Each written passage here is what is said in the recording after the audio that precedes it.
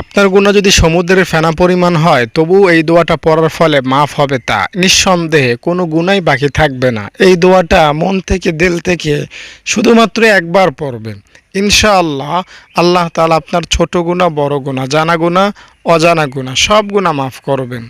দোয়াটা হলো লা ইলাহা ইল্লাল্লাহু ওয়াহদাহু লা শারীকা লাহু লাহুল মুলকু ওয়া লাহুল হামদু ওয়া হুয়া আলা কুল্লি শাইইন কাদির। এই দোয়াটা আপনি শুধুমাত্র একবার পড়বেন এবং চেষ্টা করবেন দোয়াটা পড়ার আগে ৩৩ বার সুবহানাল্লাহ, ৩৩ বার আলহামদুলিল্লাহ, ৩৪ বার আল্লাহু আকবার পড়তে। এরপরে দোয়াটা একবার পড়বেন এবং চেষ্টা করবেন এই আমলটা নামাজের পরে, ফরজ নামাজের পরে করতে। যদি পড়তে পারেন গুনাহ মাফের নিশ্চয়তা রয়েছে ইনশাআল্লাহ। আল্লাহ তাআলা আপনার সব গুনাহ মাফ করে দিবেন। যদিও আপনার গুনাহ সমুদ্রের ফেনা পরিমাণ হোক না কেন বা আকাশের তারকারাজির সংখ্যা পরিমাণ হোক না কেন, আপনি যদি আমার ছাত্রীদের